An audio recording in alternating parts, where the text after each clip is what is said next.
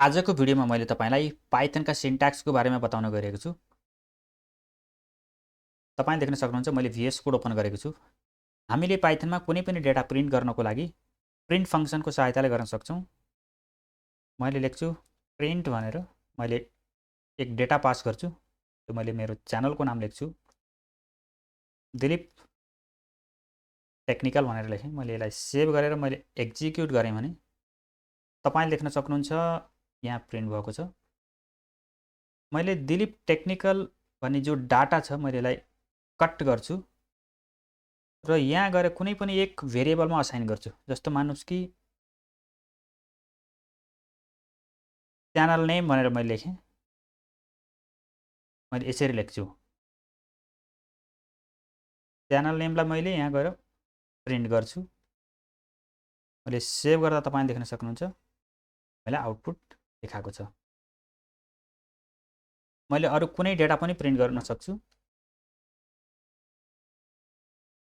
मैले यहाँ number equals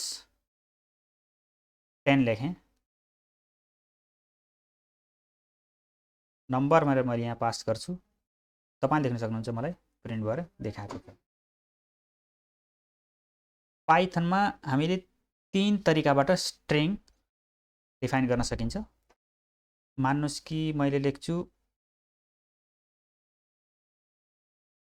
string data भनेर मैले भेरिएबल क्रिएट गर्छु।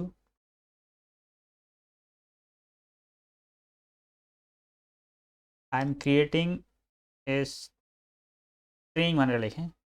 सबभन्दा पहिला मैले तपाईलाई देखाउन चाहन्छु सिंगल कोट युज गरेर सुरुमा र अन्तिममा सिंगल कोट युज गरेर हामीले स्ट्रिङ बनाउन सकिन्छ। मैले रन गर्छु। तपाईले देख्न सक्नुहुन्छ हामीलाई यहाँ आउटपुट देखाएको छ। त्यसैगरी हामीले डबल कोट सुरुमा र अन्तिममा दिएर पनि हामीले एक्जिक्युट गर्न सकिन्छ। देख्नुहुन्छ तपाईले यहाँ बराबर आउटपुट आएको छ। त्यसैगरी हामीले पाइथनमा 3 पटक सिंगल अथवा डबल कोट्स 1 2 3 पटक यहाँ 1 2 3 पटक मैले यहाँ दिएर सेभ गरेँ भने तपाईको स्ट्रिङ हाम्रो क्रिएट भएको छ र यहाँ प्रिन्ट भएको छ। हामीले पाइथनमा मल्टी लाइन स्ट्रिङ पनि क्रिएट गर्न सक्छौं। यो तपाईको ट्रिपल कोट्स दिएर मैले यहाँ लेख्छु this is an example of multi-line string because I am in multi-line। मैले यसरी लेखेर यसलाई सेभ गरेँ। तपाईले देख्न सक्नुहुन्छ सेम एज इट इज यहाँ प्रिन्ट भएको छ। यदि मैले 3 कोट्सलाई नलेखेर एउटा मात्र डबल कोट्स लेख्छु तपाईले देख्न सक्नुहुन्छ अलरेडी यहाँ एरर देखाएको छ। मैले एक्जिक्युट गर्छु। तपाईले देख्न सक्नुहुन्छ सिन्ट्याक्स एरर भनेको छ यहाँ। अब नेक्स्ट पालो रहेको छ र स्ट्रिङ। र स्ट्रिङ कसरी डिफाइन गर्ने त? जस्तो मान्नुस् कि मैले लेख्छु स्ट्रिङ डेटा लेखेँ। मैले यहाँ लेख्छु a लेख्छु स्ल्याश लेख्छु अनि t लेख्छु। पाइथनमा ब्याकवर्ड स्ल्यास र t को मतलब एक ट्याब स्पेस हुन्छ साथीहरु। मैले यसरी लेखेको छु। अनि मैले यहाँ लेख्छु b अनि लेख्छु स्ल्यास लेखेर n लेख्यो भने यसको मतलब हुन्छ नेक्स्ट लाइन हुन्छ। त्यसपछि मैले लेख्छु अगेन क्यापिटल A लेख्छु अनि फेरि तपाईको ब्याकवर्ड स्ल्यास लेख्छु अनि t लेखेर b लेखेँ भने स्ट्रिङ डेटा भनेर मैले प्रिन्ट गरेँ। तपाईले देख्न सक्नुहुन्छ यहाँ आउटपुटमा यसरी रिजल्ट आएको छ। किन भन्दा तपाईको t ले नेक्स्ट अथवा एक ट्याब स्पेस मेन्टेन गरेको छ र n प्लस n ले तपाईको एक नेक्स्ट लाइन मेन्टेन गरेको छ। तर मैले चाहन्छु कि यो string as it is print गर्न चाहन्छु। त्यो अवस्थामा मैले यहाँ एउटा r भनेर लगाइदिएँ भने यो र स्ट्रिङ हुन जान्छ। मैले यसलाई डिलिट गर्छु। तपाईले देख्न सक्नुहुन्छ यहाँ same as it is print गरेको छ साथीहरु। हामीले कुनै पनि भेरिएबल एक भन्दा अधिक 2 3 4 जति पनि हुन्छ तपाईको भेरिएबल हामीले सिंगल लाइनमा असाइन गर्न सकिन्छ साथीहरु कुनै पनि डेटा जस्तो मानुस चाहिँ मैले लेख्छु a, b, c लेखेँ भने मैले यहाँ 3 डेटा दिनुपर्ने हुन्छ 1, 2, 3 मैले प्रिन्ट गरेर हेर्छु a लाई b लाई र c लाई मैले प्रिन्ट गरे भने क्रमशः 1 2 3 मलाई आउटपुटमा आउनुपर्छ साथीहरु यदि मैले यहाँ तलमाथि दिए भने भ्यालु वा मैले यसलाई 3 लेखेर फेरि एक्स्ट्रा एक भ्यालु दिन्छु सेभ गरे भने तपाईले लेख्न सक्नुहुन्छ हामीलाई भ्यालु एरर देखाएको छ साथीहरु अब हेरौं एस्केप क्यारेक्टरको बारेमा मान्नुस् कि मैले कुनै पनि अंकहरुलाई एड गर्दै छु मान्नुस् कि रिजल्ट भनेर मैले एक भेरिएबल बनाएँ त्यसमा मैले 1 + 2 + 3 + 4 + 5 + 6 + 7 लेखेँ +8 लेखेँ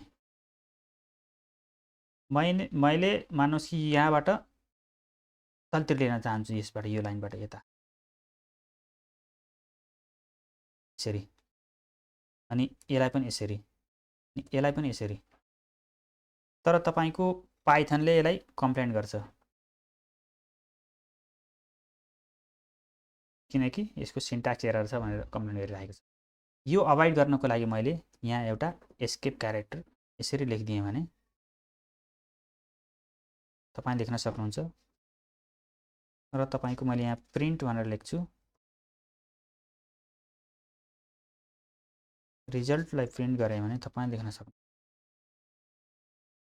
हामीलाई आउटपुट देखाएको छ अब लागौं पाइथनमा इन्डेन्टेसन भनेको कोड स्ट्रक्चर गर्नको लागि युज गरिन्छ मानुस् कि मैले लेख्छु नम्बर इज इक्वल्स 10 मैले लेखेँ मैले लेख्छु इफ नम्बर इक्वल्स 10 मलाई भिजुअल स्टुडियो कोडले अटोमेटिक एक इन्डेन्टेसन दिएको छ साथीहरु तपाई देख्न सक्नुहुन्छ यहाँबाट लिएर 1 2 3 4 4 स्पेस अथवा एक ट्याब स्पेस मैले यहाँ लेख्छु प्रिन्ट नम्बर भनेर सेभ गरे तपाईले देख्न सक्नुहुन्छ यो एक्जिक्युट भएको छ तपाईले कुनै पनि यहाँ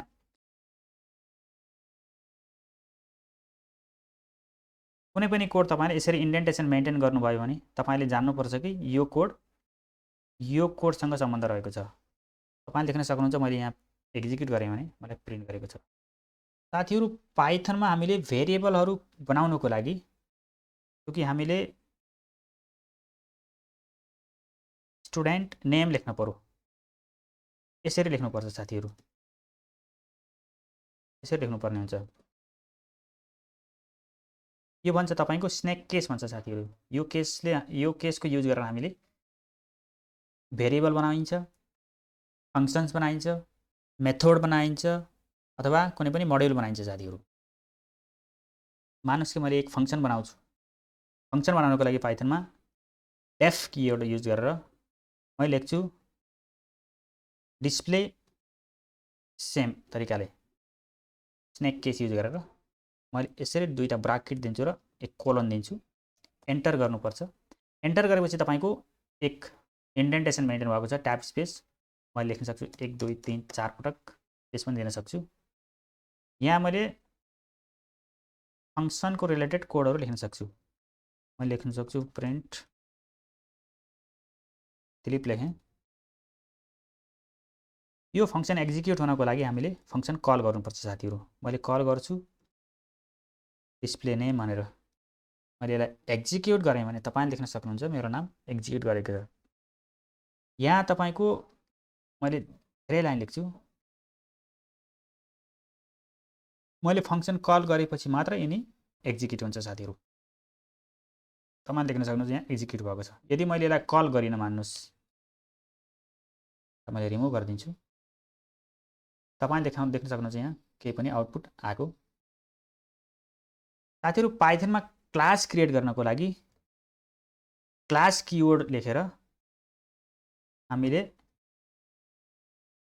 क्लास नेम भनेर मैले लेखेको छु यो तपाईको प्यास्कल केस हुन्छ साथीहरू, क्लासको सी क्यापिटल र नेमको एन क्यापिटल भन्नाले एभ्री नेक्स्ट वर्डको तपाईँको पहिलो लेटर क्यापिटल हुन जान्छ, यसरी लेख्नुपर्छ।